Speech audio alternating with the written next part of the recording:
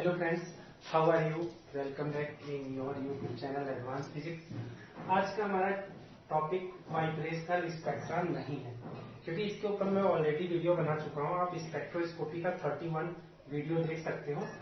Vibrational spectra पे मैंने पूरी डिटेल में बात की है। आज के इस वीडियो में हम बात करेंगे थोड़ा सा मैं वाइब्रेशनल स्पेक्ट्रा के जो मेन रिजल्ट्स थे उनके बारे में ऑब्वियसली बात करूंगा, लेकिन वो रिजल्ट आपको तभी समझ में आएंगे जब आपने वाइब्रेशनल स्पेक्ट्रा का 31 वीडियो देखा होगा। नहीं देखा तो कोई बात नहीं, उसको पहले देख लेना, फिर जाके ये वीडियो स्टार्ट करना।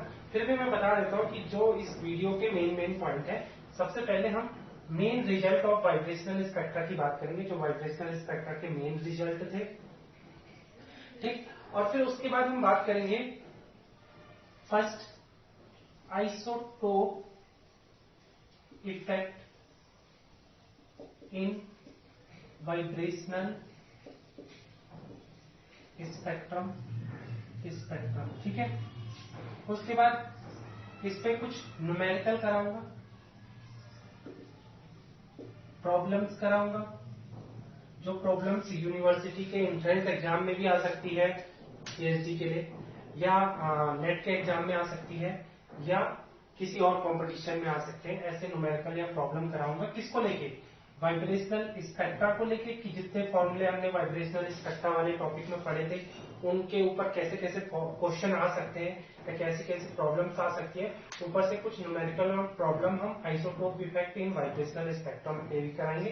तो जिन लोगों को न्यूमेरिकल प्रॉब्लम या specially isotope effect in vibrational spectrum देखना है तो वही लोग इस वीडियो को आगे देखें, अदरवाइज स्किप कर लें। तो सबसे पहले बात कर लेते हैं कि वाइब्रेशनल स्पेक्ट्रा में हमने सीखा क्या था। हमने ये सीखा था कि जो मॉलिक्यूल होते हैं, molecule do vibration when they, ठीक है, do vibration when they interact with IR, infrared radiation, ठीक। इतना हमने सीखा था वाइब्रेशनल स्पेक्ट्रा जब हमने पढ़ा था। तो जो मॉलिक्यूल की वाइब्रेशनल एनर्जी होती है, अगर मैं उसको वेव नंबर के टर्म में लिखूं तो वो होती है omega E V plus half, ठीक है। ये वेव नंबर के टर्म में, यानी इसकी यूनिट है सेंटीमीटर इनवर्स, ठीक है। अगर मैं इसी को कहूं कि मुझे चाहिए वाइब्रेशनल ये एनर्जी ऑफ, मतलब ये जो मैंने एक्सप्रेशन लिखा है, this represent the energy of vibrating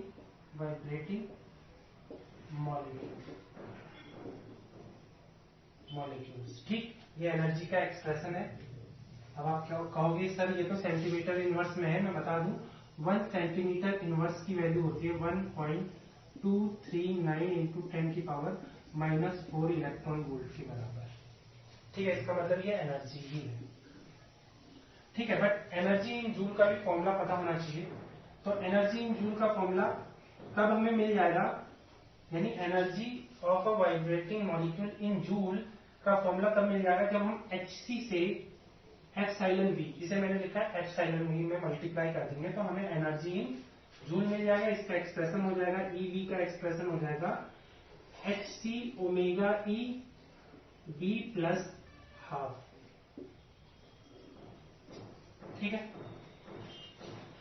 कुल मिला के आपको ये नोट करना है तो नोट कर लो। मैं मेन फॉर्मूले लिखना चाहता हूँ बस आपकी स्क्रीन के सामने, तो मिटा दो। यानी एनर्जी के हमारे पास दो एक्सप्रेशन हो गए। ये जो एक्सप्रेशन है ये एनर्जी इन जूल है, ऊपर लिख देता हूं। तो एनर्जी इन सेंटीमीटर इनवर्स तो ये हो गया, ठीक है। एनर्जी इन जूल यानी ईवी, ये हो जाएगा Hc omega E V plus half, ये हो गया जूल, ठीक है। अब यहाँ पे 2-4 टर्म है, उनकी बात कर लेते हैं। वेयर जो ओमेगा ई है ये है वाइब्रेशनल कांस्टेंट, और अगर मैं आपको बताऊं इसकी वैल्यू होती है 1/2 पाई 1/2πc k/μ, ठीक है, √k/μ।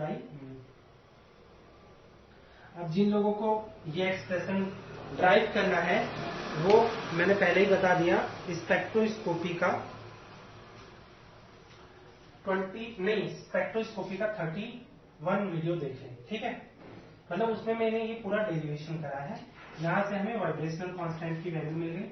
अच्छा, जो v है, जो मैंने इस एक्सप्रेशन में v प्लस हाफ लिखा है, ये v एक्चुअली होता है vibrational quantum number, vibrational quantum number, ठीक है। और ये v की वैल्यू होती है 0, 1, 2, 3, 4, 5, 6 एंड सो ऑन, ठीक है। तो ये तो बात हो गई कि energy of a vibrating molecule की, यानी एक वाइब्रेटिंग मॉलिक्यूल की एनर्जी क्या हो सकती है, उसका एक्सप्रेशन और उसकी पूरी डिटेल। बट वाइब्रेशनल स्पेक्ट्रा क्या होगा मॉलिक्यूल का, क्वांटम मैकेनिक्स ने या क्वांटम थ्योरी ने इसको एक्सप्लेन कर दिया था कि जो वाइब्रेशनल स्पेक्ट्रा ऑफ मॉलिक्यूल मिलता है उसका इंटेंसिटी वर्सेस वेव नंबर का ग्राफ कुछ ऐसा होता है कि फंडामेंटल बैंड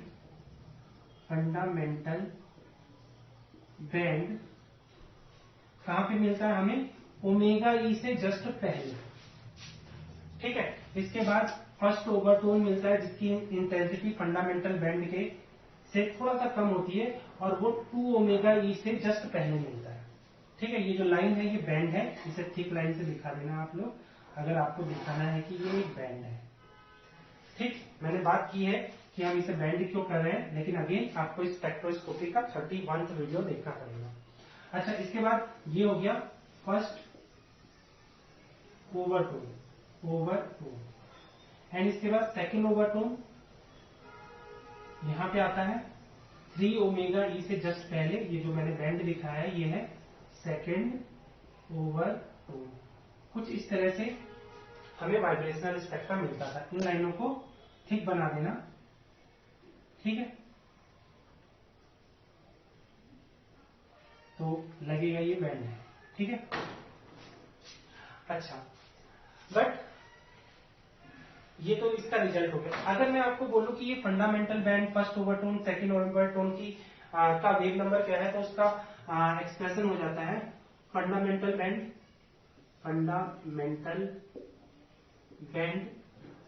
आपको तब मिलता है जब आप एक वाइब्रेशनल एनर्जी लेवल V0 से V=1 में ट्रांजिशन करते हैं, जब ऐसे वाइब्रेशनल लेवल होते हैं, ठीक है, V0, V1, V2 and V3, ठीक है। जब मॉलिक्यूल वाइब्रेशनल लेवल V0 से V1 में ट्रांजिशन करता है तो फंडामेंटल बैंड मिलता है और इसका वेव नंबर हमें पता चल जाएगा इस फॉर्मूले से, minus omega e 1 minus 2xe, ठीक है। सेकेंड फर्स्ट ओवरटोन का फॉर्मूला, फर्स्ट ओवरटोन हमें तब मिलेगी जब मॉलिक्यूल वाइब्रेशनल लेवल V=0 से V=2 पे ट्रांजिशन करता है, तो हमें फर्स्ट ओवरटोन मिलती है। और उसका वेव नंबर कैसे कैलकुलेट करेंगे, nu bar equal to 2 omega e 1 minus 3xe, e suffix में है, ठीक है। और ऐसे यहां पे लिख देता हूं सेकेंड ओवरटोन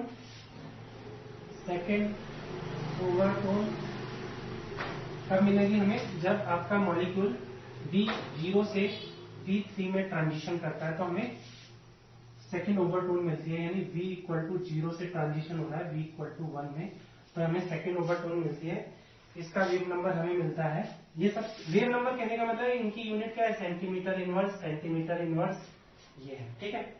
तो इसका एक्सप्रेशन हो जाएगा 3 ओमेगा ई,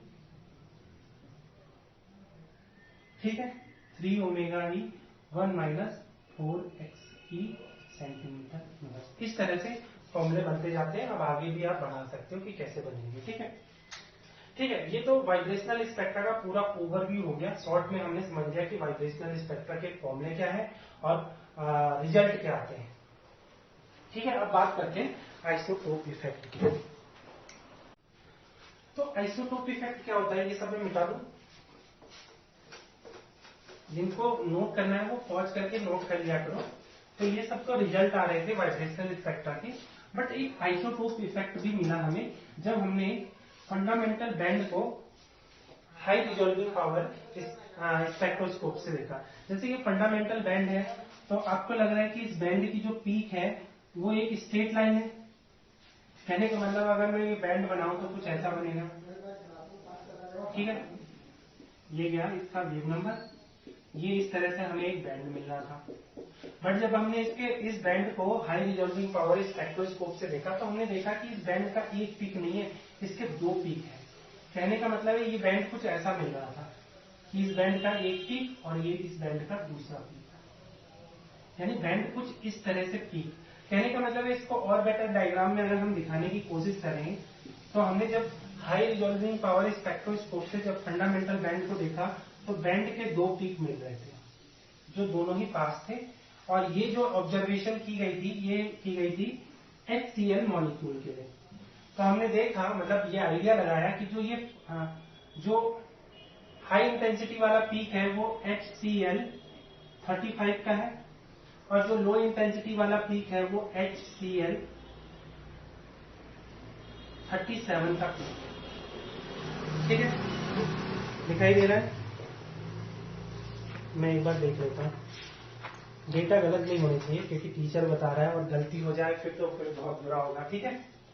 तो इस तरह से पीक मिल रहे थे। तो ऐसा क्यों मिल रहा था उसके बारे में डिस्कस कर लेते हैं, ठीक है। आपको ये डायग्राम बनाना है तो बना लो, ठीक है। इसका रीजन था obviously mass number of chlorine nucleus. देखो यहाँ mass number of chlorine nucleus 37 है, यहाँ 35 है। तो इससे मास नंबर इंक्रीज होने से, क्योंकि इलेक्ट्रॉनों का नंबर तो दोनों ही मॉलिक्यूल में सेम होगा, है ना। दोनों मॉलिक्यूल के लिए मैं कहूं कि फॉर बोथ मॉलिक्यूल किनकी बात कर रहे हैं, HCl 37 एंड HCl 35, दोनों में ही for both molecule numbers of electron are same, ठीक है। सेम होने से जो बॉन्ड लेंथ है, so the bond length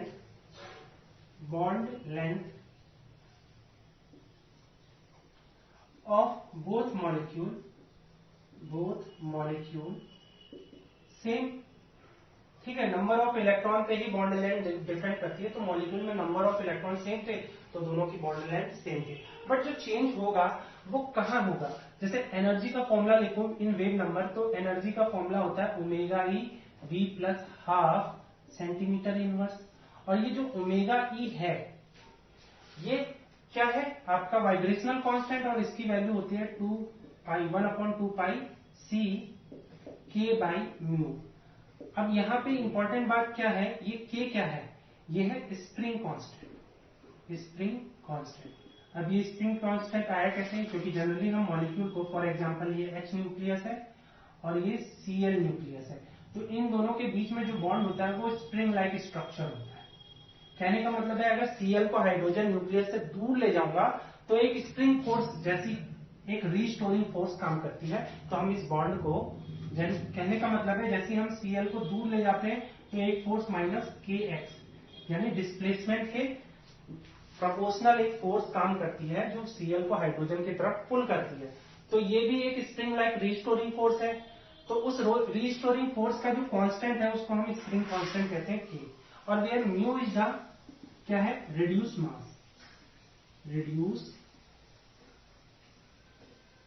mass. अच्छा, ये रिड्यूस मास, फॉर एग्जांपल मैं इसके मास को m1 इसके मास को m2 बोल दूं, तो रिड्यूस मास का एक्सप्रेशन फॉर HCl मॉलिक्यूल क्या हो जाएगा, m1 m2 upon m1 plus m2। Clear हो गई बात। तो देखो ये जो स्प्रिंग कांस्टेंट है जो एनर्जी को डिसाइड कर रहा है, क्योंकि देखो एनर्जी को एक तो क्वांटम नंबर डिसाइड कर रहा है v वाइब्रेशनल क्वांटम नंबर, एक एनर्जी किस पे डिपेंड कर रही है, वाइब्रेशनल कांस्टेंट पे भी डिपेंड कर रही है। और वाइब्रेशनल कांस्टेंट k तो कांस्टेंट रहेगा क्योंकि दोनों मॉलिक्यूल के चाहे वो Cl 35 हो या Cl वो 37 हो, इन दोनों के लिए ही नंबर ऑफ इलेक्ट्रॉन सेम है, यानी बॉन्ड या स्प्रिंग सेम होगी या स्प्रिंग कांस्टेंट सेम होगा। बट जो चेंज होगा वो दोनों का मास, बिकॉज मास ऑफ न्यूक्लियाई, इसका मास और इसका मास अलग अलग होगा। फॉर एग्जाम्पल Cl35 का जो मास होगा वो लेस देन MCl37 के मास से होगा। तो इसके वजह से जो रिड्यूस मास है वो चेंज हो जा रहा है, इसके वजह से वाइब्रेशनल कांस्टेंट HCl37 और HCl35 दोनों का अलग अलग आएगा। इस वजह से दोनों की पीक अलग अलग आती है। ठीक है, तो देख लेते हैं, तो निकाले, फिर इसको मैं मिटा देता हूं, ये सारी डिटेल हम बात इस पे करते हैं। तो फॉर एग्जाम्पल हमने क्या अज्यूम कर लिया कि जो इसका रिड्यूस मास है, ठीक, फॉर एग्जाम्पल रिड्यूस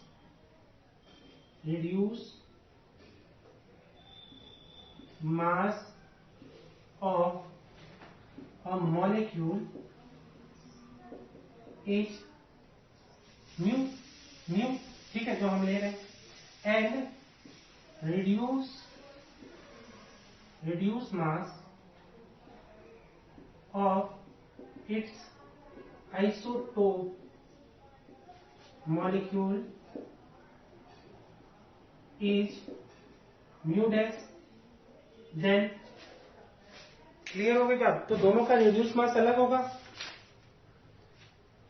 ठीक है, यहां से क्लियर दिख रहा है ना। अगर मैं देखो फॉर एग्जांपल मैं कहने का मतलब क्या है कि जो Cl, सिंपल सी बात है, जो Cl35 है इसका मास अलग है, जो Cl37 है इसका मास अलग है, दोनों का मास अलग है, यानी दोनों के M2 की वैल्यू अलग है। अब दोनों के M2 की वैल्यू अलग है तो म्यू की वैल्यू अलग आएगी और म्यू डैश की वैल्यू अलग आएगी। तो इससे क्या पता चला, फॉर HCl35 के लिए मैं अगर वाइब्रेशनल कांस्टेंट की वैल्यू रखूं तो वो हो जाएगी 1/2πc K by mu. For HCl37 के लिए जो वाइब्रेशनल कांस्टेंट की वैल्यू हो जाएगी वो डैश हो जाएगी, बिकॉज उसका रिड्यूस मास कुछ अलग होगा, तो उसका एक्सप्रेशन हो जाएगा 1/2πc K by mu dash. ठीक, तो ये सब चीजें मैं मिटा दूं, दोनों का म्यू अलग आएगा। ठीक, अभी इस पे न्यूमेरिकल कराएंगे तो और अच्छी तरह से समझ में आ जाएगा। तो मैं मिटा दूं ये सब चीजें। अब रेशियो ले तो क्या हो जाएगा, तो रेशियो हो जाएगा omega e upon omega e dash equal to, तो ये दोनों कैंसिल आउट हो जाएंगे, या ऊपर नीचे लिख के दिखा देते हैं, 1/2πc K by mu 1/2πc K by mu dash. तो ये सब कैंसिल, तो omega e upon omega e dash equal to क्या हो जाएगा, म्यू डैश बाई म्यू। ठीक है, तो ये रिलेशन आएगा, या इसको जनरली हम रो से दिखा देते हैं। ठीक है, तो इसी वजह से मतलब आप कह सकते हो आइसोटोप इफेक्ट की help means due to isotope effect, so due to this isotope effect, energy of molecule and energy of its isotope molecule would be different। ठीक है, बिकॉज एनर्जी का जो फॉर्मूला होता है वो यही होता है, omega E V plus half, ये हो जाएगा किसके लिए, HCl35 के लिए। HCl37 के लिए क्या हो जाएगा, एनर्जी डैश में हम दिखा दें तो क्या हो जाएगा, omega e dash v plus half. तो इस तरह से हमने ये देखा कि आइसोटोप इफेक्ट की वजह से energy of vibrating molecule different आती है। ठीक है, ये फंडामेंटल बैंड की भी बात कर लेते हैं। ठीक है, पॉज करके नोट कर लो, मैं मिटा दूं। अच्छा, अब देखते हैं फंडामेंटल बैंड में क्या होता है। तो फंडामेंटल बैंड का के वेव नंबर का एक्सप्रेशन हमारे पास है क्या है, nu bar equal to omega e 1 minus x e. मैंने ये एक्सी के बारे में नहीं बताया ना आपको, 2xe। ठीक है, वेयर यहां पे लिख देना, where xe is the anharmonicity constant. ठीक है, ये मैंने आपको स्पेक्ट्रोस्कोपी के 31th वीडियो में बताया होगा, तो अगर देखा होगा तो आपको पता होगा। ठीक है, तो ये फंडामेंटल बैंड की हम वेव नंबर निकाल सकते हैं। अब सिंपल सी बात है कि अगर ये किसके लिए हो, SCl35 के लिए हो, दिखाई दे रहा है इसमें ऊपर। ठीक, तो bar omega e dash 1 minus 2xe, ये जो एक्सप्रेशन होगा वो किसके लिए होगा, cm सेंटीमीटर इनवर्स, और ये होगा SCl37 मॉलिक्यूल के लिए।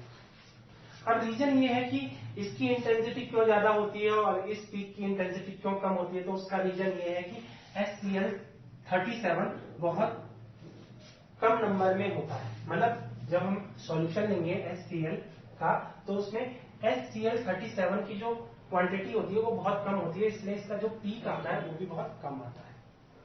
ठीक है, तो ये रीजन था, इसको आप नोट कर लो, इससे न्यूमेरिकल करा लेते हैं। ये पहले ये लाइन भी लिख देता हूं जो मैंने अभी बोली थी, इसका जल्दबाजी भी नहीं करते हैं। The intensity of SCl37 is low compared with SCl35 because, ठीक है, because the number of molecule SCl37 is less in number in the sample of SCl30 molecule. ठीक है, ठीक, या SCl मॉलिक्यूल्स, क्योंकि जो हम सैंपल जिसके लिए हम स्पेक्ट्रम निकाल रहे हैं, उस सैंपल में SCl37 मॉलिक्यूल का जो नंबर होता है वो कम होता है अगर हम उसकी कंपेयर किससे करें, SCl35 के मॉलिक्यूल से। ठीक है, तो ये रीजन था, इसको नोट कर लो। अब इस पे मैं न्यूमेरिकल कराता हूं। तो आइसोटोप इफेक्ट पे सबसे पहला क्वेश्चन है, the fundamental band of H1Cl35 lie at 3.46 micron. Calculate the wavelength of the corresponding band of H2Cl37. Because यहाँ पे देख रहे हो कि यहाँ पे H के पास एक प्रोटॉन होता है, तो इसका जो आइसोटोप है हाइड्रोजन न्यूक्लियस का वो H2 हो गया, और यहाँ Cl35 का आइसोटोप Cl37 हो गया। और आपको फंडामेंटल बैंड की क्या यहाँ पे माइक्रोन बोला है, तो मैं आपको बता दूं 1 माइक्रोन इक्वल टू होता है 10⁻⁴ सेंटीमीटर।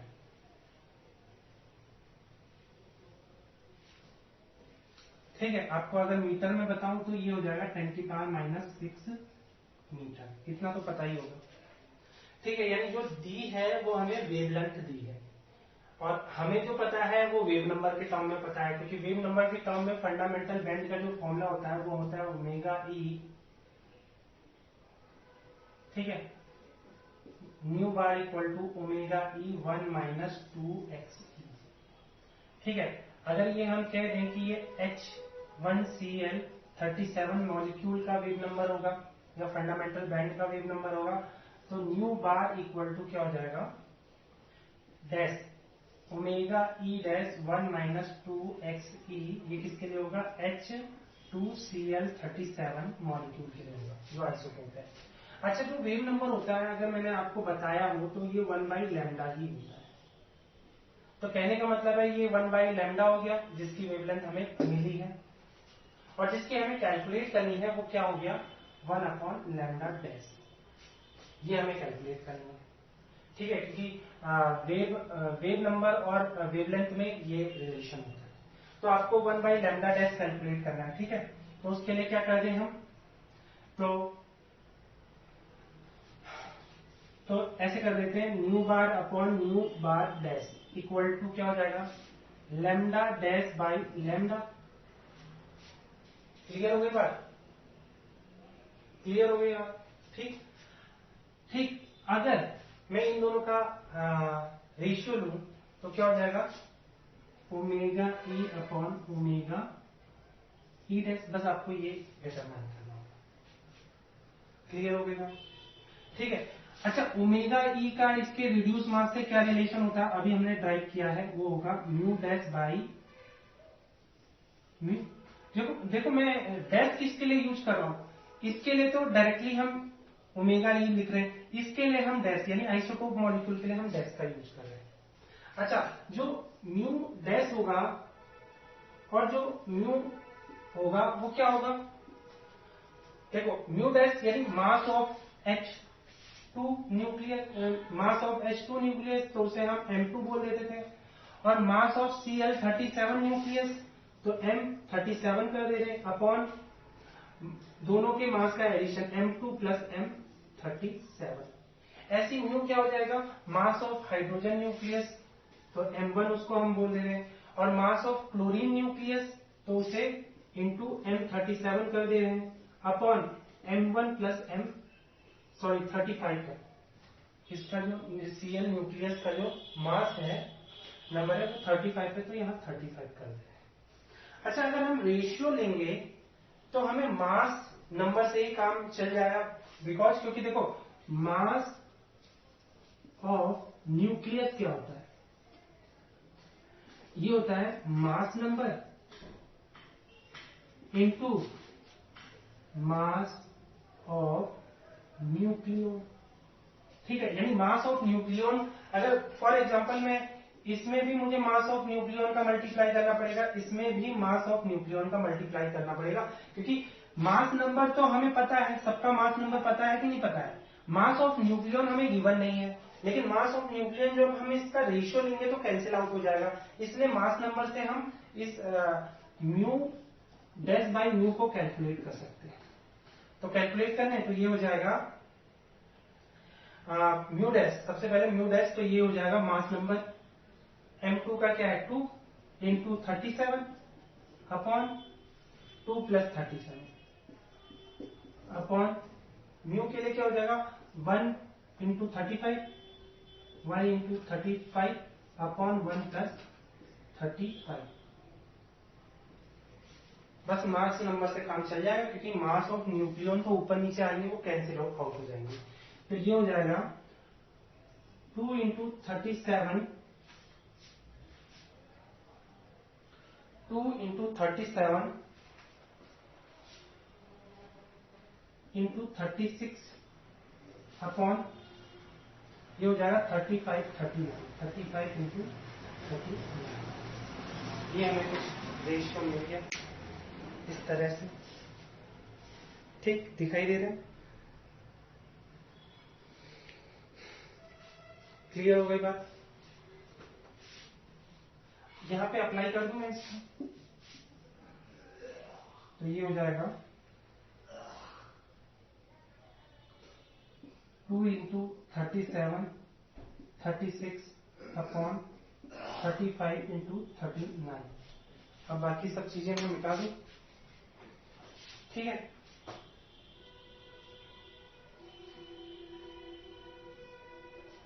ठीक, कैलकुलेट क्या करना है हमें, वेवलेंथ कैलकुलेट करनी है। ठीक है, तो ये इक्वेशन है, तो लैम्डा डैश कैलकुलेट करना है, यानी लैम्डा इंटू क्या हो जाएगा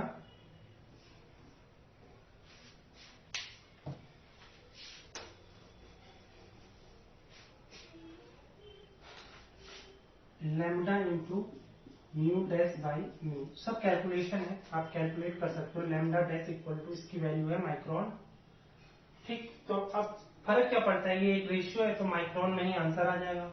तो क्या हो जाएगा 3.46 अंडर रूट में 2 इंटू 37 इंटू 36 अपॉन 35 इंटू 39। ठीक है, इसको आप कैलकुलेट कर लेना, मैं एक बार चेक कर लेता हूं। ठीक,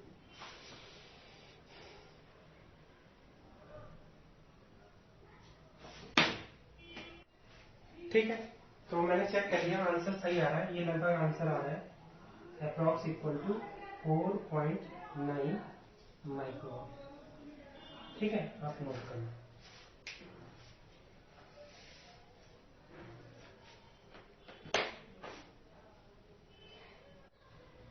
नेक्स्ट क्वेश्चन है, the frequency of OH stretching vibration in CH3OH is 3300, ठीक, 3300 centimetre inverse. Estimate the frequency of OD stretching vibration in CH3OD। ये O एक्चुअली जो OD है उसमें जो D है ये ड्यूटेरियम है। मैं आपको बता दूं ये है एक्चुअली 1H2 हाइड्रोजन का आइसोटोप ड्यूटेरियम। ठीक, इसका मतलब अगर मैं इसका मास नंबर कंपेयर करूं तो इसको हम जो ओरिजिनल हाइड्रोजन न्यूक्लियस है वो 1H1 होता है। ठीक, तो आपसे ये पूछा है एक्चुअली कि CH3 और OH के बीच में स्प्रिंग लाइक बॉन्ड है जिसमें वाइब्रेशन हो रहा है, और जो वाइब्रेशन का वेव नंबर है, यहाँ भले यहाँ पे लिखा है फ्रीक्वेंसी बट वो एक्चुअल में वेव नंबर है क्योंकि वो सेंटीमीटर इनवर्स यूनिट में दिया हुआ है। ठीक है, तो जो इस वाइब्रेशन का वेव नंबर है वो दिया है। आपको ये पता करना है कि CH3 इसमें इसको फिक्स माना है, याद रखना, ये CH3 को ये फिक्स्ड माना है, जो वाइब्रेशन कर रहा है वो जस्ट यही कर रहा है।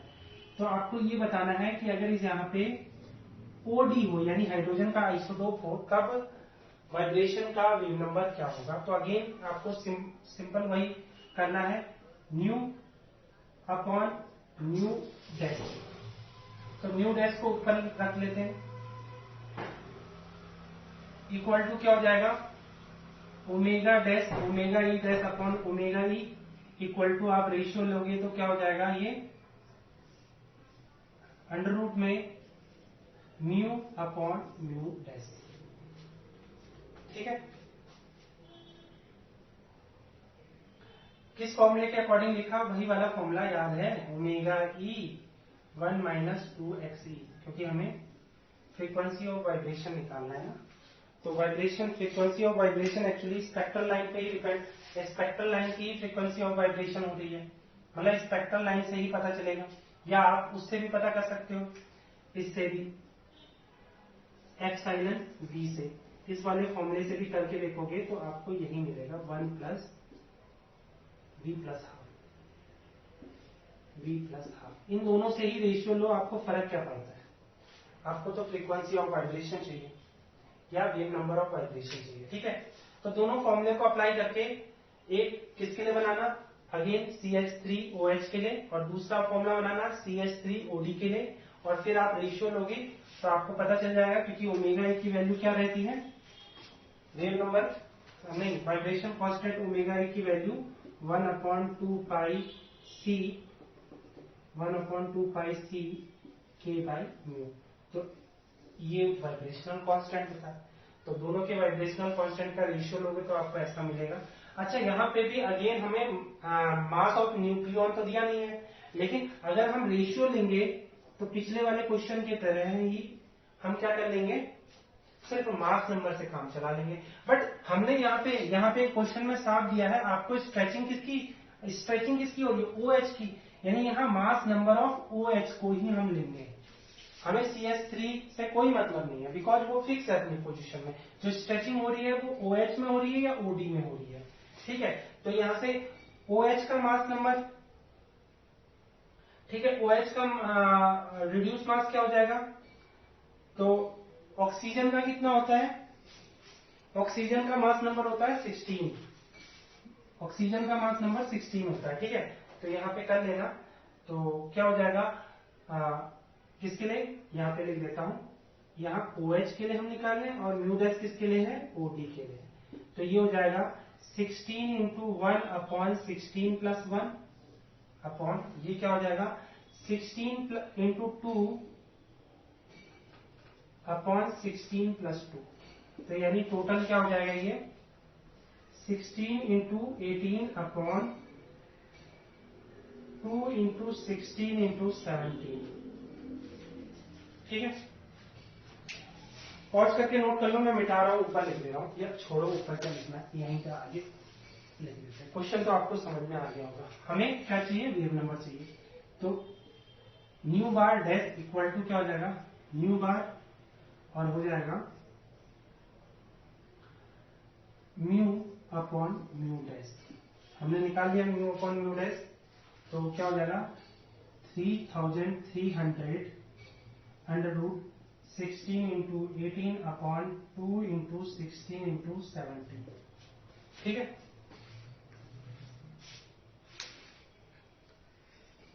तो इसको कैलकुलेट कर लोगे। ठीक है, कैलकुलेट कर सकते हैं। अब पिछली बार की तरह मैं कैलकुलेटर का यूज कर लूंगा। 16 इंटू 18 288।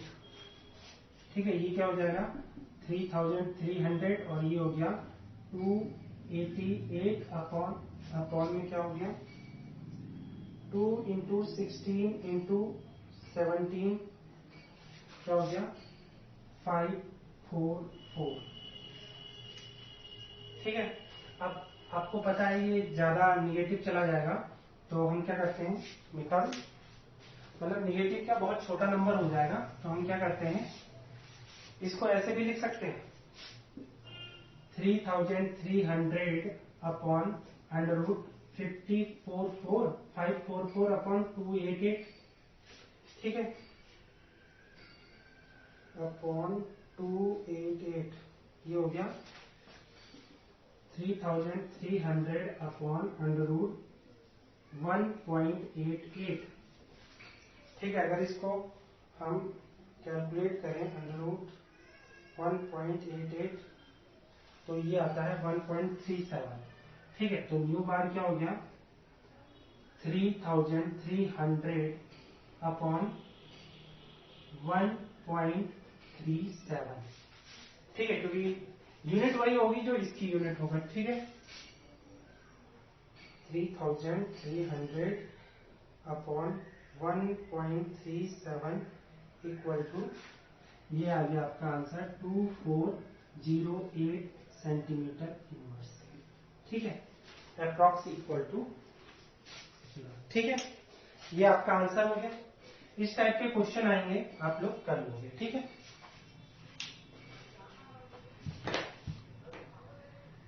तो नेक्स्ट क्वेश्चन है मेनली वाइब्रेशनल स्पेक्ट्रा वाले टॉपिक पे। जितने भी हमने फॉर्मूले कराए थे उस पर अगर क्वेश्चन बनते हैं तो क्या बनेंगे, force constant of vibrating HCl molecule is 480 Newton per meter.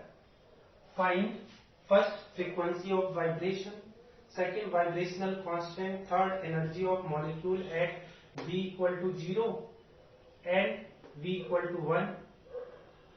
या ऐसे भी बोल सकता है find the energy of molecule eight ground energy state at first excited state of vibration. ठीक है, और फोर्थ में फंडामेंटल बैंड फर्स्ट ओवरटोन क्या हो सकते हैं, उसके वेव नंबर क्या होगा। फिफ्थ एनहार्मोनिसिटी कांस्टेंट आपको कैलकुलेट करना है। सिक्स्थ आपको एम्पलीट्यूड ऑफ वाइब्रेशन कैलकुलेट करना है। एंड सेवन आपको amplitude of vibration V equal to 0 के लिए क्या होगा, and amplitude of vibration V equal to 1 के लिए क्या होगा। ठीक है, जो आपको गिवन चीज है वो मैं लिख देता हूं। गिवन है बस आवोगाद्रो नंबर की वैल्यू है Na, यानी आवोगाद्रो कांस्टेंट है आपका 6.023 इंटू 10 की पावर 23 पर मोल। ठीक है, ये आपका गिवन कांस्टेंट है। ठीक है, और एक प्लांक कांस्टेंट है H की वैल्यू 6.67 इंटू 10 की power 34 joule second. 6.63 into 10⁻⁻34 joule second. ये दो कांस्टेंट दिए हैं, ठीक है। तो कैलकुलेट करते हैं एक एक चीज। तो फर्स्ट पार्ट कैलकुलेट करते हैं, फ्रीक्वेंसी ऑफ वाइब्रेशन। सिंपल सी बात है, मैंने बताया था जो फ्रीक्वेंसी ऑफ वाइब्रेशन होती है वो कैसे निकालेंगे। सिंपल सी बात है, जो फोर्स होता है, रिस्टोरिंग फोर्स होता है, वो -kx होता है, ठीक। या तो डायरेक्टली फॉर्मूला है, अदरवाइज आप डायरेक्टली ना लगाओ तो ऐसे लिख सकते हो इक्वेशन से -kx, तो यहां से d2x/dt² equal to -k/μx। Mu क्या है, reduce mass, mu equal to m1 m1 plus m2 molecule का रिड्यूस मास। तो यहां से हमें दिख रहा है ω² equal to k/μ। k is the force constant, यही है 480 न्यूटन मीटर, ठीक है। k की वैल्यू देखो, यहां से आप यूनिट चेक करोगे तो k की यूनिट क्या आएगी, x is the displacement, f is the force, तो k की वैल्यू क्या आएगी, फोर्स अपॉन डिस्प्लेसमेंट यानी न्यूटन मीटर यूनिट आएगी, ठीक है। तो फ्रीक्वेंसी हमें निकालनी है, तो ये हो जाएगा ओमेगा की वैल्यू ये हो गई, f क्या हो जाएगा 1/2πk/μ, ठीक है। तो फ्रीक्वेंसी निकालने के लिए हमें क्या करना पड़ेगा, इन सबको कैलकुलेट करना पड़ेगा। म्यू की वैल्यू पहले कैलकुलेट कर लेते हैं, ठीक है। अच्छा, यहां पे हमें mass of hydrogen nucleus and mass of chlorine nucleus भी चाहिए, सिंपल सी बात है। तो देखो कैसे कैलकुलेट करेंगे, देखो यहाँ पे मास ऑफ हाइड्रोजन एटम को मैं m1 लिख रहा हूं और मास ऑफ क्लोरीन न्यूक्लियस को मैं m35 लिख रहा हूं, फिर m mass of hydrogen plus mass of chlorine, ठीक। देखो अगर मैं कहूं कि 1 ग्राम में gram of H, 1 gram of H atom या H nuclei, 1 gram of H nuclei, तो क्या कितना होना चाहिए, आओ बादो नंबर हमें दिया है, यानी इतना होना चाहिए 6.023 इंटू 10⁻23। एक मोल का मतलब यही होता है। अगर फॉर एग्जांपल मैं क्लोरीन के लिए बोलूं तो 35 ग्राम ऑफ Cl न्यूक्लियाई में 6.0, ये पॉइंट बड़ा बना देते हैं, 23 इंटू 10⁻23 न्यूक्लियाई। कहने का मतलब है 1 ग्राम में इतने पार्टिकल होंगे, ठीक है, और इतने 35 ग्राम ऑफ क्लोरीन न्यूक्लियाई में इतने क्लोरीन न्यूक्लियस होंगे। तो कहने का मतलब है मैं यहां से, ये क्या है, न्यूक्लियस, ये क्या है, इसको आगे से लिख देते हैं, क्या है ये H न्यूक्लियस, और ये क्या है Cl न्यूक्लियस। कहने का मतलब है इतने न्यूक्लियस हैं। अगर मैंने 1 ग्राम लिया तो यहां से क्या मैं निकाल सकता हूं कि 1 न्यूक्लियस का मास कितना होगा, तो 1 न्यूक्लियस ऑफ H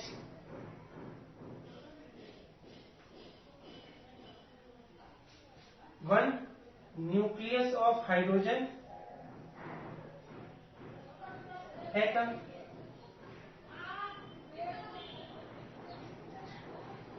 ठीक है। हाइड्रोजन एटम क्या हो जाएगा, इसको डिवाइड कर दें तो ये हो जाएगा 1/6.023 इंटू 10⁻23।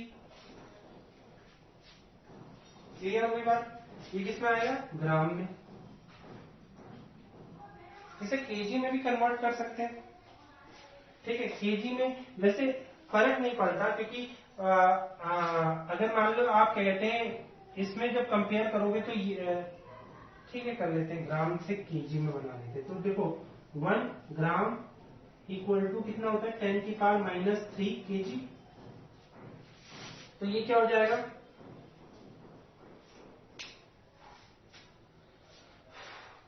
ठीक है, मैं डायरेक्टली ऐसे ही लिख दे रहा हूं, कहने का मतलब है मैं यहां मिटा दूं, फॉर्मूला तो मैंने बता दिया कैसे ड्राइव करना है। ठीक है, फॉर्मूले को छोड़ के यानी m1 यानी मास ऑफ हाइड्रोजन कितना हो गया 1/6.023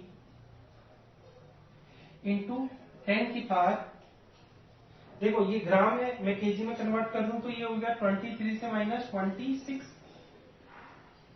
केजी, और m35 यानी Cl का मास, Cl न्यूक्लियस का मास क्या हो जाएगा, इसको 35 से डिवाइड कर देंगे यानी ये हो जाएगा 35/6.023 इंटू 10 की पावर माइनस 26 केजी। आपको ये समझ में आ रहा है कैसे निकाला? अरे 1 ग्राम ऑफ हाइड्रोजन न्यूक्लियाई में कितने न्यूक्लियस हो रहे हैं, इतने नंबर ऑफ न्यूक्लियस निकल रहे हैं। तो एक न्यूक्लियस का मास ग्राम में निकल जाएगा, इसको इससे डिवाइड कर देंगे तो एक न्यूक्लियस का मास ग्राम में निकल गया। ऐसी क्लोरीन के साथ भी कर सकते हो। ठीक है, मिटा दो सबको, तो रिड्यूस मास निकाल सकते हैं। तो रिड्यूस मास क्या हो जाएगा, देखो मैं एक बात बता दूं, इन दोनों ही नंबर में ये एक चीज कॉमन है, क्या है, इतना पार्ट कॉमन है दोनों ही नंबर में। ठीक है, जब मल्टीप्लाई होगा तो दोनों ही नंबर में वो पार्ट कॉमन होगा। तो म्यू इक्वल टू क्या हो जाएगा 1 इंटू 35 इंटू इस नंबर का स्क्वायर। ठीक है, 10 की पावर माइनस 26 अपॉन 6.023 का स्क्वायर अपॉन, दिखाई दे रहा है, यानी इन दोनों के मास का मल्टीप्लाई कर दिया और इन दोनों मास को ऐड करेंगे तो ये हो जाएगा 1 प्लस 35 और ये मल्टीप्लाई हो जाएगा 10 की पावर माइनस 26 अपॉन 6.023। ठीक है, देखो इससे ये स्क्वायर कैंसिल हो गया और ये हो जाएगा म्यू की वैल्यू हो गई 35 अपॉन 36 इंटू 1 अपॉन 6.023 इंटू 10 की पावर माइनस 26 केजी। दिखाई दे रहा है?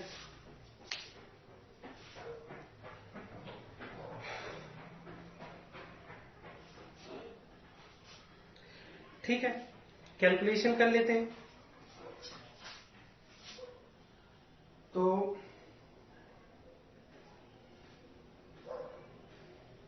36 इंटू 6.023 इक्वल टू, इसका आंसर आएगा 35 अपॉन 216.82। ठीक, तो ये हो जाएगा 35 अपॉन 216.82 यानी ये हो गया, अच्छा पावर हो जाएगी 10 की पावर माइनस 26 केजी। तो आंसर आ रहा है, ठीक है, यानी म्यू की वैल्यू तो है, यानी ये म्यू की वैल्यू कुछ ऐसी आ रही है 0.161 इंटू 10 की पावर माइनस 26 केजी। ठीक है, क्लियर हो गई बात? यानी जो रिड्यूस मास है वो आया म्यू इक्वल टू 1.61 इंटू 10 की पावर माइनस 27 केजी। ठीक, हम मिटा दूं बाकी सब चीजें। तो रिड्यूस मास हमने निकाल लिया, पॉज करके नोट कर लिया करो। ठीक है, मैं स्क्रीन के सामने से तो हटता ही हूं बार बार। चलो यहां से रिड्यूस मास निकल गया। अब कुछ चीज, कोई काम नहीं करना है, अब हमें सिर्फ वैल्यू पुट कर देनी है। तो f की वैल्यू क्या हो जाएगी, f equal to 1 upon 2 into 22/7 pi की वैल्यू लगा दी, और k की वैल्यू क्या है 480 अपॉन ये हो जाएगा 1.61 इंटू 10 की पावर माइनस 27। इसको सॉल्व करना है तो इसको भी सॉल्व कर लेते हैं। तो 480 डिवाइडेड बाई 1.61 1.61 इक्वल टू, ये आंसर आया f equal to 7/44 under root 298.13 into 10 की पावर -27। ठीक है, इसे मैं मिटा दूं। अब क्या करें, f की वैल्यू 7/44 और इसको मैं सॉल्व करूंगा तो क्या हो जाएगा, इसको ऐसे लिख सकते हैं 29.8 इंटू 10 की पावर 26 माइनस का 26। अरे ये ऊपर चला जाएगा तो ये प्लस का हो जाएगा शायद, हाँ ये ऊपर जाएगा तो ये प्लस का हो जाएगा। ठीक, अगर ये प्लस का हो गया तो और आप आगे पॉइंट को यहां में मैंने कर दिया तो ये हो जाएगा 27 से 26। क्लियर हो गई बात। अब मैं इसको 7/44 इंटू अंडर रूट 29.8 इंटू 10 की पावर 13 कर सकता हूं। इसको 10 की पावर को बाहर निकाल दिया। ठीक है, अब अंडर रूट ले लेते हैं 29.8 इक्वल टू ये आ रहा है 5.45।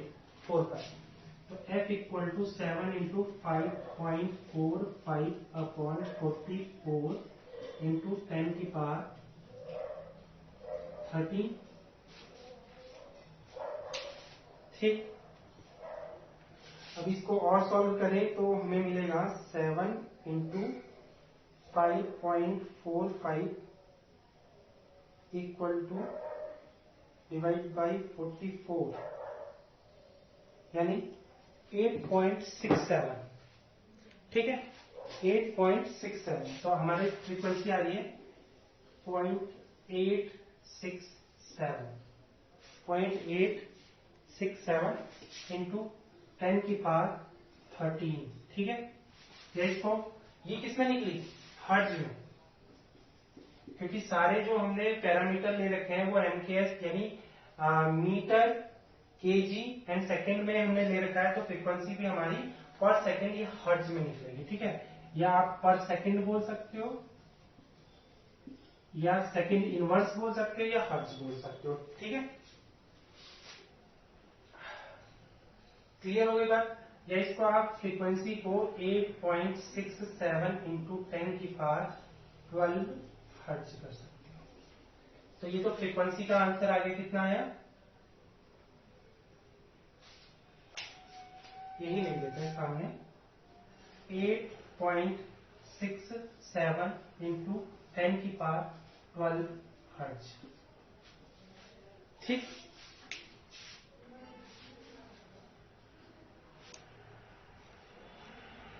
कुछ गड़बड़ हो गया क्या? हाँ थोड़ा सा गड़बड़ हो गया।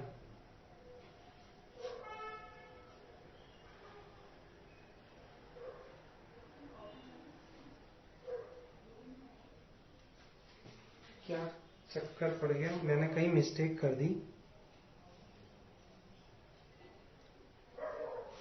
देखो यहां पे तो मैंने सही किया है, ये केजी में ही है। ठीक है, ये केजी में है, इसको ऊपर ले गया तो 27 हो गया। ठीक है, अब मैं पॉइंट को और आगे ले जा रहा हूं तो ये 26 नहीं होगा, है ना, ये चेंज हो जाएगा। ये आपका और पॉइंट आगे बढ़ाएंगे तो ये हो जाएगा 28, तो ये हो जाएगा 14। ठीक, तो ये रहेगा 14, तो यहां पे भी आएगा 14 और ये आएगा 13।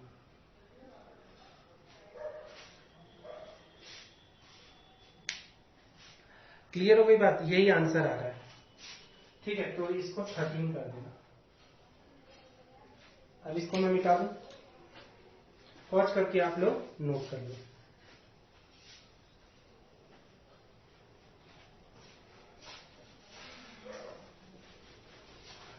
अच्छा, अब अगला क्वेश्चन कैलकुलेट करते हैं। हमें क्या निकालना है, वाइब्रेशनल कांस्टेंट मींस हमें निकालना है ओमेगा। ठीक, हमें निकालना है ओमेगा। तो ओमेगा ई, जिसे हम वाइब्रेशनल कांस्टेंट कहते हैं, इसका फॉर्मूला होता है 2 पाई सी के बाई म्यू। ठीक है, तो सिंपल सी बात है, हमने 1/2 पाई के बाई म्यू ही निकाल रखा है, इसे अपॉन सी कर दें। ठीक है, तो क्या हो जाएगा, ओमेगा ई को मैं ऐसा कर दूं, जो ये फ्रीक्वेंसी थी हमने कैलकुलेट की थी, उसको सी से डिवाइड कर दें, स्पीड ऑफ लाइट से। तो क्या हो जाएगा, फ्रीक्वेंसी हो गई 8.67 इंटू 10⁻13, और स्पीड क्या हो गई मीटर पर सेकेंड में, तो 3 इंटू 10⁸ मीटर पर सेकेंड, और ये था सेकेंड इनवर्स। ठीक है, तो हमारा जो वाइब्रेशनल कांस्टेंट आएगा वो किसमें आएगा। ठीक है, इसको डिवाइड कर देते हैं, तो 8.67 डिवाइडेड बाई 3 इक्वल टू 2.89, 2.89, और ये हो जाएगा इंटू 10⁵ मीटर में होगा। ठीक है, इसमें आएगा मीटर इनवर्स। बट हम जनरली वेव नंबर को, वाइब्रेशनल कांस्टेंट को सेंटीमीटर इनवर्स में कैलकुलेट करते हैं। तो सिंपल सी बात है, इसको देखो, metre equal to 1 metre equal to कितना, 100 सेंटीमीटर। तो जस्ट मुझे m की जगह ये रिप्लेस कर देना, तो ओमेगा ई की वैल्यू क्या हो जाएगी, 2.89 इंटू 10⁵, और मीटर की जगह मैं क्या लिख दूं, 100 सेंटीमीटर की पावर। ठीक है, तो क्या हो जाएगा, ये इनवर्स है, यानी ये हो जाएगा omega e equal to 2.89 into 10⁵ upon 100 centimetre inverse. ठीक है, 100 का इनवर्स यानी 100 नीचे चला गया, यानी ओमेगा ई की वैल्यू हो गई 2.89 इंटू 10⁵ सेंटीमीटर इनवर्स। ठीक है, तो ये हमारा वाइब्रेशनल कांस्टेंट आ गया 2.89 इंटू 10⁵ सेंटीमीटर इनवर्स। ठीक है, इसको नोट कर लें, मैं मिटा रहा हूं। ठीक है, कैलकुलेशन गलत हो सकती है, लेकिन मेथड यही यूज करोगे आप। ठीक है, अब मैं फटाफट करने की कोशिश तो कर रहा हूं, लेकिन यही है, मेरे पास आंसर नहीं है। ये क्वेश्चन मैंने खुद से बनाए हुए हैं, क्योंकि हर ये क्वेश्चन आता रहता है एग्जाम में। अब आपको कैलकुलेट करना है energy of molecule at V equal to 0। अब आप एनर्जी किसी में भी कैलकुलेट कर सकते हो, हम वेव नंबर में कैलकुलेट करते हैं। ठीक है, तो एनर्जी इन वेव नंबर का फॉर्मूला होता है omega E V plus half. तो पहले आपको एनर्जी किस पे कैलकुलेट करनी है, V इक्वल टू 0 के लिए E0, यानी 0 पॉइंट एनर्जी क्या हो गई, ओमेगा ई हाफ। तो ओमेगा ई की वैल्यू हम कैलकुलेट कर चुके हैं 2.89 इंटू 10⁵ इंटू 1/2, तो यानी एप्सिलॉन नॉट की वैल्यू हो गई, कितनी आ रही है, 1.44 इंटू 10⁵ सेंटीमीटर इनवर्स। एक तो ये आ रही है। ठीक है, हमें कहां पे निकालनी है, V1 पे भी निकालनी है। V1 पे क्या हो जाएगी, एप्सिलॉन 0 एप्सिलॉन 1। ठीक है, एप्सिलॉन 1 क्या हो जाएगा, ओमेगा ई 1 प्लस हाफ यानी ओमेगा ई इंटू 3/2।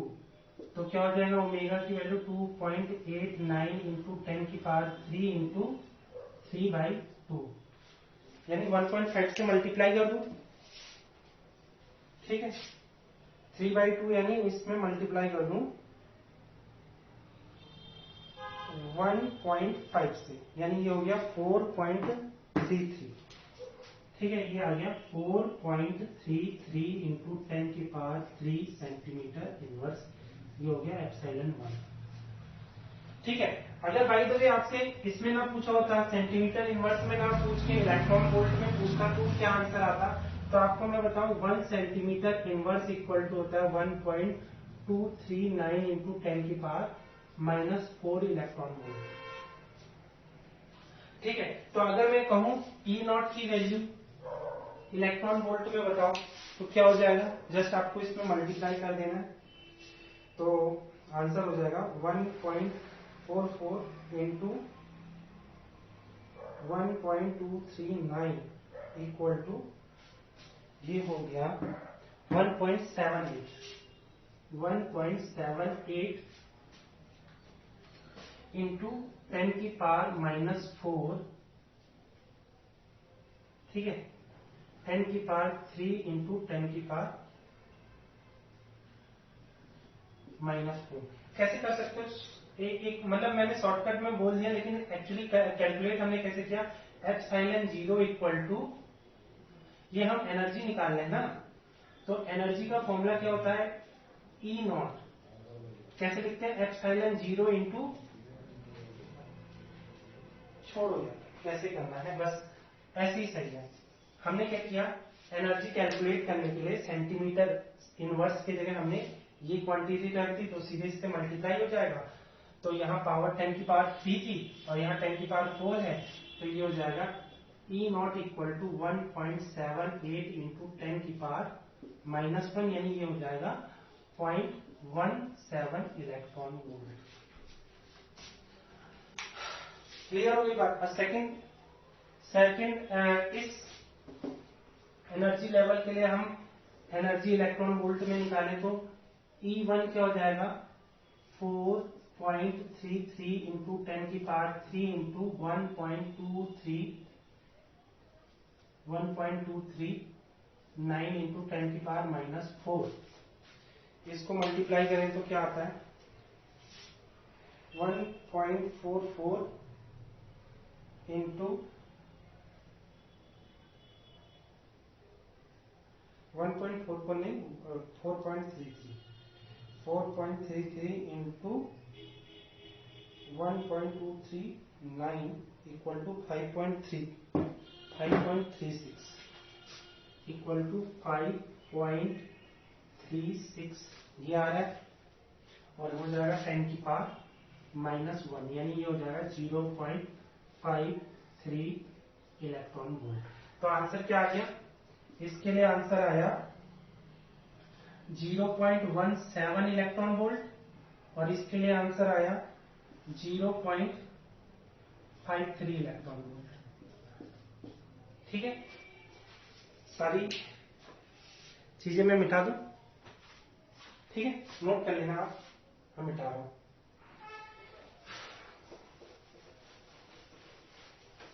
ठीक, जो मेन डेटा है वो रख देते हैं।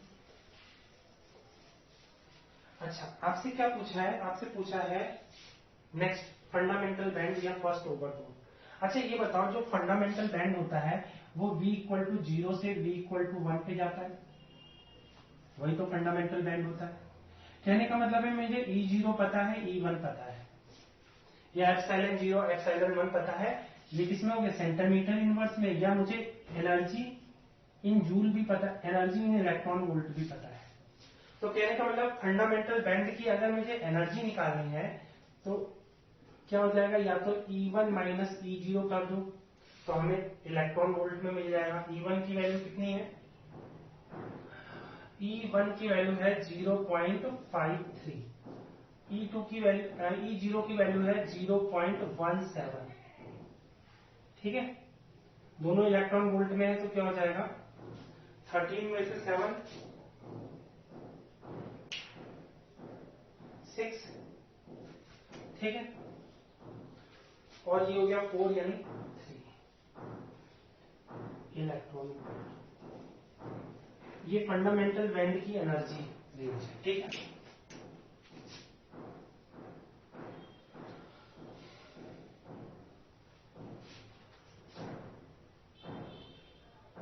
ठीक है, आंसर देख लें एक बार।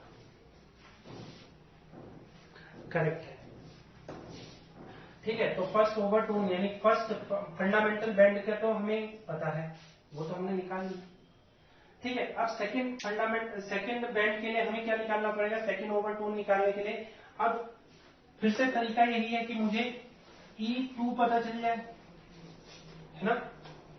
ये तो फर्स्ट फंडामेंटल बैंड हो गया। अब सेकंड फंडामेंटल बैंड के लिए मुझे चाहिए क्या, मुझे ये एक्सप्रेशन चाहिए कि मुझे या तो B इक्वल टू 2 की वैल्यू E2 पता हो या E2 पता हो। तो हम डायरेक्टली ये निकाल सकते हैं, ये है हमारा, ये तो फर्स्ट फंडामेंटल बैंड हो गया, फर्स्ट नहीं फंडामेंटल बैंड हो गया, ये हो गया फंडामेंटल बैंड, और ये क्या हो गया फर्स्ट ओवरटोन। तो आपसे फर्स्ट ओवरटोन भी पूछा है, कैसे कैलकुलेट करोगे फर्स्ट ओवरटोन। तो उसको कैलकुलेट करने के लिए हम एन हार्मोनिसिटी कांस्टेंट निकाल लेते हैं, क्योंकि हमें अगली टाइम निकालना ही होगा। तो मैं बताऊं, जो ये बैंड है, ये बैंड जिसको हमने इस फॉर्मूले से निकाल लिया है, ये हम इस फॉर्मूले से भी निकाल सकते थे, ओमेगा ई 1 माइनस 2xe। तो 2 यहाँ पे xe क्या है, एन हार्मोनिसिटी कांस्टेंट है, इसकी वैल्यू हमें पता है, लेकिन हमें क्या चाहिए, सेंटीमीटर इनवर्स में चाहिए। इंपॉर्टेंट बात ये है, ठीक है। तो सेंटीमीटर इनवर्स में चाहिए, तो हम क्या करते हैं, अब एक इलेक्ट्रॉन वोल्ट में कितने सेंटीमीटर इनवर्स होते हैं ये देखना पड़ेगा। देखो 1 centimetre inverse equal to 1.239 into 10 की पावर माइनस 4 इलेक्ट्रॉन वोल्ट होता है, ठीक है।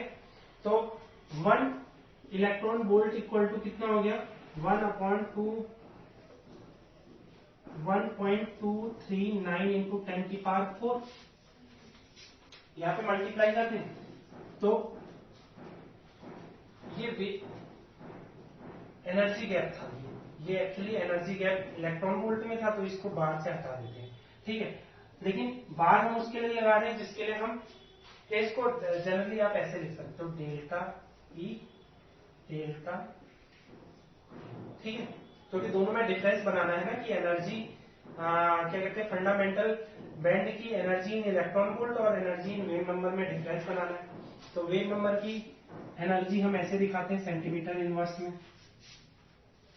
तो ये मुझे इलेक्ट्रॉन वोल्ट में पता है, तो सेंटीमीटर इनवर्स में क्या हो जाएगा, delta epsilon equal to 1 electron volt, यानी ये हो जाएगा 0.36 अपॉन 1.239 इंटू 10 की पावर 4, ठीक है। तो इसको कैलकुलेट कर लेते हैं, क्योंकि मुझे ये कैलकुलेट करना है, तो ये पूरा फॉर्मूला सेंटीमीटर इनवर्स में है, ठीक है। तो क्या हो जाएगा, ये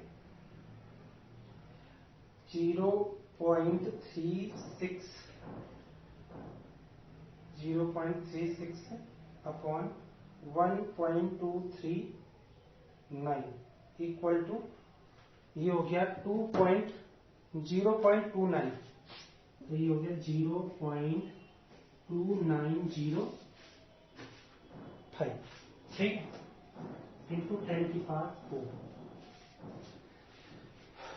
तो यानी वेव नंबर में एनर्जी हमें पता है, अब क्या हो गई वो 2.905 इंटू 10 की पावर 3 सेंटीमीटर इनवर्स, ठीक। और सेंटीमीटर इनवर्स में हमें एनर्जी भी पता चल गई है, तो हम मतलब फंडामेंटल बैंड की हमें एनर्जी हमें पता चल गई, तो वेव नंबर इसका फॉर्मूला रख देते हैं। तो ये एक्चुअल में क्या है, इसको ऐसे भी कह सकते हैं, यानी जो भी चीज वेव नंबर में है उसको आप वेव नंबर में यूज करोगे। तो मैं वेव नंबर का फॉर्मूला यहां लगा दूं, तो ये हो जाएगा 2.905 इंटू 10 की पावर 3 इक्वल टू ओमेगा की वैल्यू हमने पहले से कैलकुलेट कर रखी है 2.89 इंटू 10 की पावर 3, और ये हो गया 1 माइनस 2x। तो यहां से क्या हो जाएगा, 10 की पावर 3 से ये भी कैंसिल हो गया, और ये क्या हो जाएगा 2.9905 अपॉन 2.89, ये लगभग 1 आ रहा है। ठीक है, मैंने देख लिया, ये 1 आ रहा है इक्वल टू 1 माइनस 2x।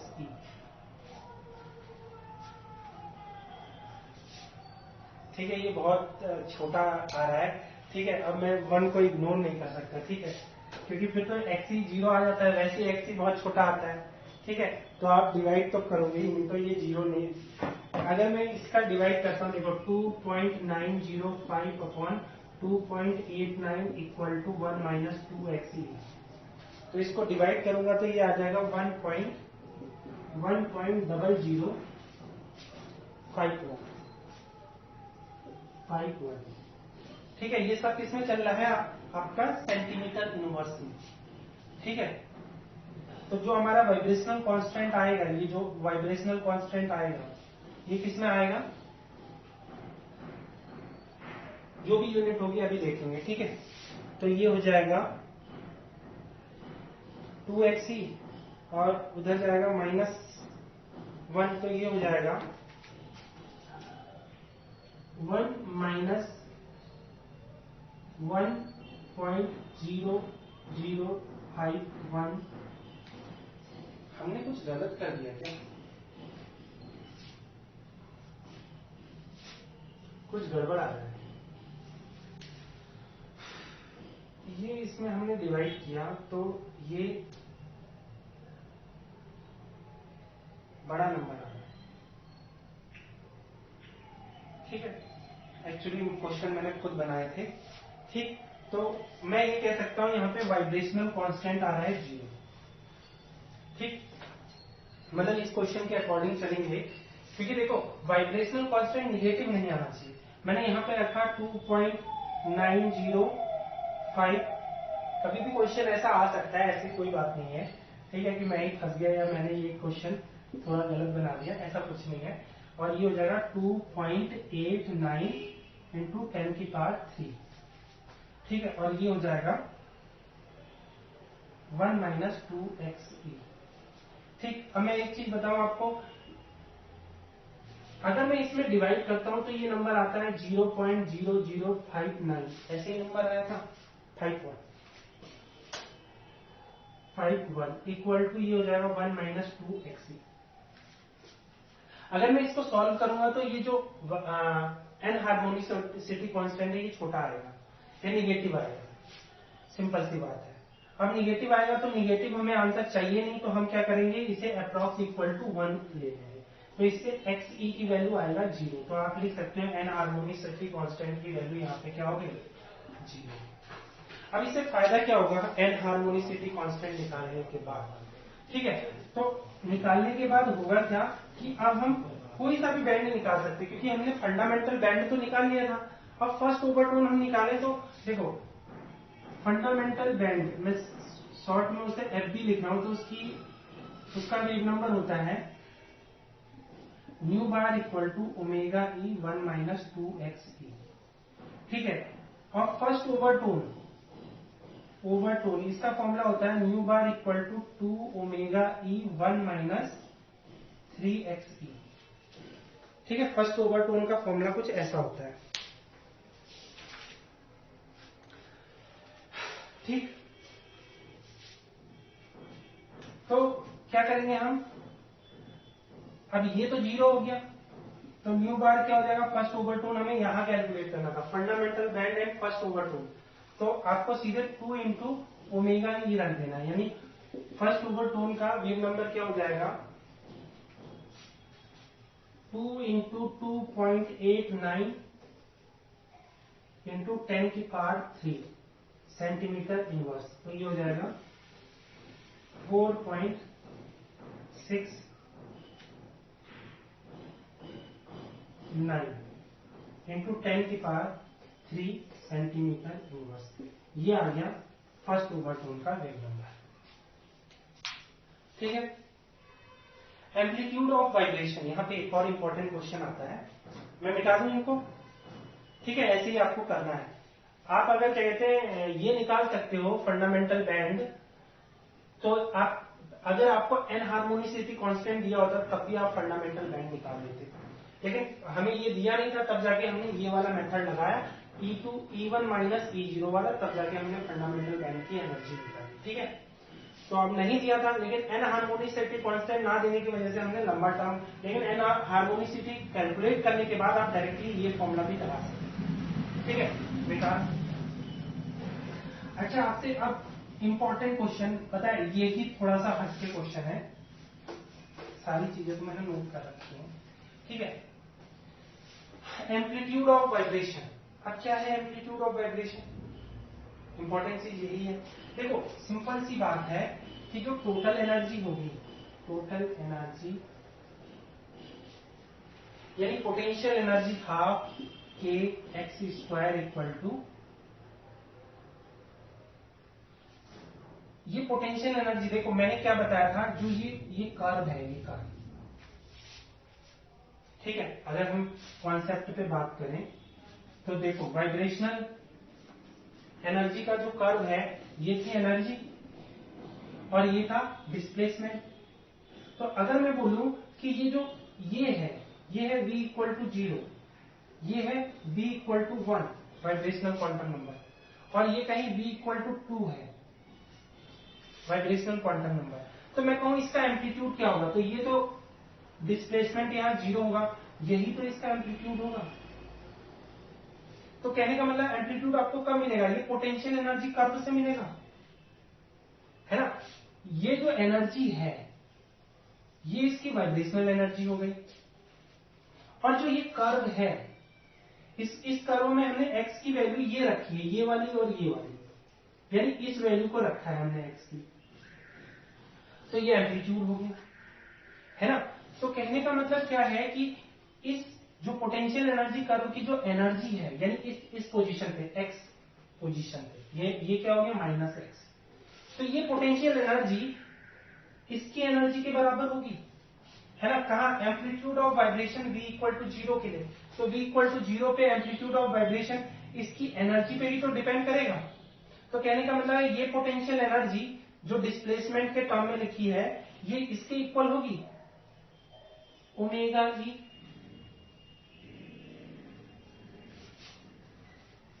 ठीक है, ओमेगा ई। अच्छा, यहाँ पे आप एनर्जी को हम ऐसे नहीं लिखते हैं, एनर्जी को हम h न्यू के टर्म में लिखते हैं, v प्लस हाफ। ठीक है, आप कहोगे कि सर आपने h f equal to half f के टर्म में लिखते हैं। देखो ऑब्वियसली सी बात है, जब मैंने एनर्जी का एक्सप्रेशन लिखा था, एनर्जी ऑफ वाइब्रेटिंग मॉलिक्यूल की एनर्जी जो मैंने लिखी थी, वो कुछ ऐसी थी, एच सी ओमेगा ई v प्लस हाफ। ये किस में थी? जूल में थी। ठीक है, लेकिन इस टर्म को अगर हम सॉल्व करेंगे, जैसे ओमेगा ई की वैल्यू क्या है? 1/2 पाई सी के बाई म्यू। अगर आप अप्लाई करोगे तो सिंपल सी बात है,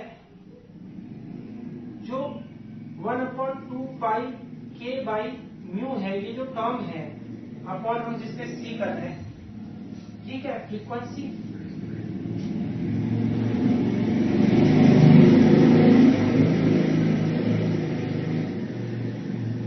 क्लियर हो रही बात? अरे यही तो वेव नंबर कांस्टेंट था, और वेव नंबर, ये वेव नंबर कैसे कैलकुलेट करते थे? जब हम hc से डिवाइड कर देते थे। ये बात समझ में आ रही है या नहीं आ रही है? मैं हवा में नहीं बताना चाह रहा ना। ठीक है, मैं मिटा दूं। देखो यहां से समझाते हैं, फिर आपको क्लियर होगा। हमने एनर्जी का expression, energy in wave number scale में ओमेगा ई v प्लस हाफ लिखा था। अब मुझे एनर्जी इन जूल चाहिए, बिकॉज k की वैल्यू मुझे किसमें दी है, न्यूटन पर मीटर में दी है। तो डिस्प्लेसमेंट भी हमें मीटर में मिलेगा, तो फ्रीक्वेंसी और हमें इस इक्वेशन में रखना पड़ेगा। अब ये इक्वेशन आई कैसे वो समझाया कि ये इक्वेशन हमने डायरेक्ट कैसे लिखी, क्योंकि एनर्जी हमें सेंटीमीटर इनवर्स में पता है। अब मैं बता दूं ये क्या है, ओमेगा ई क्या है, 1/2 पाई सी के बाई म्यू है। और यहां तक मैंने अभी इसी में ड्राइव किया है कि ओमेगा स्क्वायर की वैल्यू क्या होती है, एंगुलर वेलोसिटी की वैल्यू होती है, वो होती है के बाई म्यू। तो ये हो जाएगा 2 पाई एफ यानी फ्रीक्वेंसी, के बाई म्यू यानी फ्रीक्वेंसी की वैल्यू क्या होगी, 1/2 पाई के बाई म्यू। तो ये भी याद रखना, फ्रीक्वेंसी हमारी कुछ ऐसी है और वेव वाइब्रेशनल कांस्टेंट कुछ ऐसा है, ठीक है। तो मैं क्या करूं, सीधी सीधी बात है, जो एनर्जी इन वेव नंबर होती है वो एनर्जी इन जूल को hc से डिवाइड करके मिल जाती है, ठीक है। यानी एनर्जी इन वेव नंबर हमें कब मिल जाएगी, जब एनर्जी इन जूल को hc से डिवाइड कर दूं। तो मुझे एनर्जी इन जूल चाहिए, तो वो मैं hc से मल्टीप्लाई कर दूं वेव नंबर एनर्जी का। अब आ रही बात समझ में, तो हम मल्टीप्लाई कर देते हैं, ठीक है। कहां करते हैं, यहां कर देते हैं। तो क्या हो जाएगा, तो एनर्जी इन जूल क्या हो जाएगा, omega e h c v plus half. अब ओमेगा ई की वैल्यू पुट कर दो, तो ये हो जाएगा 1/2 पाई सी के by mu into h c v plus half. तो देखो सी से सी कैंसिल, और देखो यहाँ पे 1/2 पाई के बाई म्यू क्या है, एफ। तो ये हो गया h f equal to v plus half. ये एनर्जी इन जूल हो गई। एफ क्या है, फ्रीक्वेंसी ऑफ रेडिएशन, ठीक है। तो फ्रीक्वेंसी ऑफ ऑसिलेशन, ठीक है, मैं मिटा दूं, या फ्रीक्वेंसी ऑफ वाइब्रेशन, ये सब मिटा दूं। तो अब हमें एम्पलीट्यूड कैलकुलेट करना है, ठीक है। एम्पलीट्यूड ये है, यहां से आएगा, ठीक। अच्छा, मुझे कहा चाहिए amplitude of vibration v equal to 0 पे, ये इक्वेशन क्या हो जाएगी, हाफ के x square equal to h f. v की वैल्यू क्या होगी, 0 इंटू हाफ। तो ये हाफ से ये हाफ कैंसिल, एक्स स्क्वायर क्या हो गया, एच एफ अपॉन के, यानी यहां से मिल जाएगा एक्स की वैल्यू एच एफ अपॉन के। तो देखो एच क्या है, प्लांक कांस्टेंट, एफ क्या है, फ्रीक्वेंसी, ठीक है। फ्रीक्वेंसी ऑफ वाइब्रेशन मैंने कैलकुलेट कर रखा है, ठीक है। तो एक्स की वैल्यू मैं लगा दूं, क्या हो जाएगा, प्लांक कांस्टेंट की वैल्यू हमने ली थी 6.63, ठीक है। प्लांक कांस्टेंट देखो एच की वैल्यू मैं यहां लिख देता हूं, 6.63 इंटू 10⁻34 जूल सेकेंड, यही थी,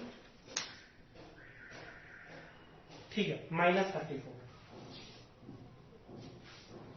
यहां अप्लाई कर दें, तो 6.63 इंटू 10⁻34, फ्रीक्वेंसी कितनी हो गई, फ्रीक्वेंसी ये है 8.67 इंटू 10⁻13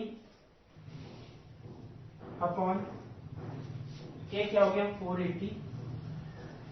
इसको सॉल्व करेंगे तो हमें क्या मिलेगा वो देख लेते हैं।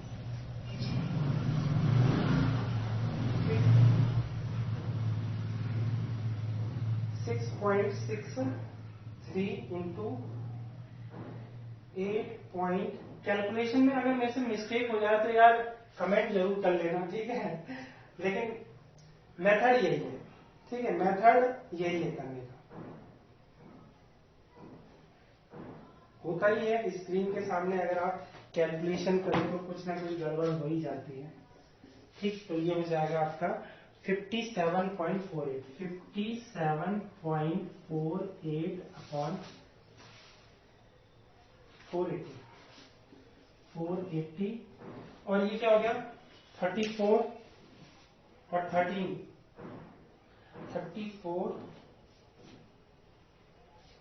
34 माइनस 13 ये हो गया माइनस 21 ठीक है इंटू 10 की पावर 21 माइनस 21 ठीक है सबको मिटा दो ठीक है कहां से मिटा दो यहां से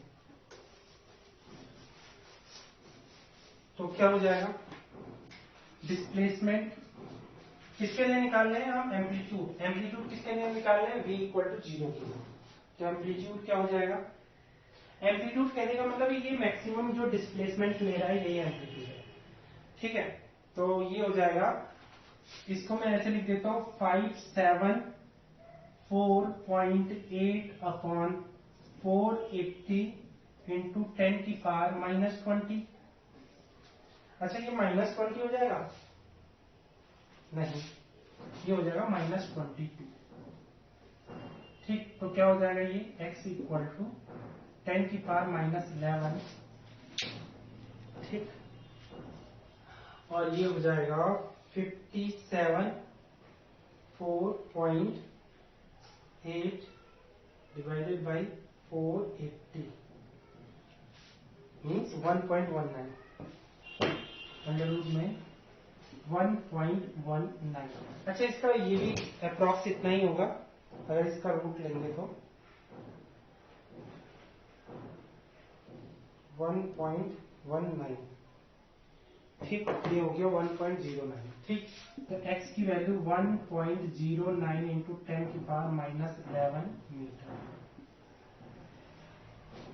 ठीक है इतना डिस्प्लेसमेंट हो रहा है मतलब ये मैक्सिमम एम्पलीट्यूड है ठीक ठीक मिटा दूं इसको मिटाना तो क्या है एक और काम करना है ठीक इस डेटा को रखते हैं अब आपको समझ में आ गया अब मैं इसके लिए भी कैलकुलेट कर सकता हूँ v इक्वल टू 1 के लिए तो v इक्वल टू 1 के लिए यहीं पे कैलकुलेट कर लेते हैं इसकी कैलकुलेशन हम यूज करेंगे तो देखो v इक्वल टू 1 में इस फॉर्मूले में क्या हो जाएगा हाफ के एक्स स्क्वायर और v की वैल्यू यहाँ 1 रखोगे ठीक है ये तो इसका आंसर हो गया 1 रखोगे तो ये हो जाएगा एच एफ 3/2 यानी x की वैल्यू क्या हो गई ये 2 से 2 कैंसिल ठीक है तो x square H F upon के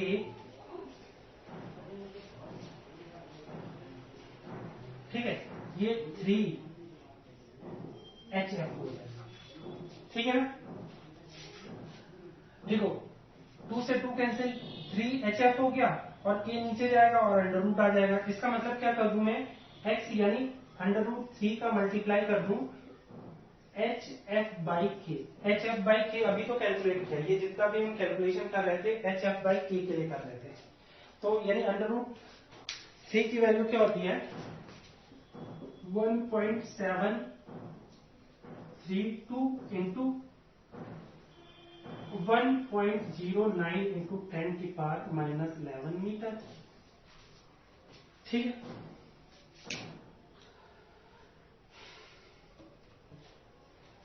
तो क्या हो जाएगा इन 1.732 इंटू 1.09 1.88 यानी इसके लिए डिस्प्लेसमेंट क्या आ जाएगा 1.88 इंटू 10 की पावर माइनस 11 मीटर ठीक है यानी इसका डिस्प्लेसमेंट क्या आ जाएगा यहां लिख देता हूं x इक्वल टू 1.88 इंटू 10 की पावर माइनस 11 मीटर देख लो ठीक है इस तरह से सारे क्वेश्चन करने हैं एग्जाम में अगर क्वेश्चन आते हैं तो यूनिट का कन्वर्जन भी मैंने इसमें थोड़ा बहुत सिखाने की कोशिश की है इस वीडियो में इतना ही ओके बाय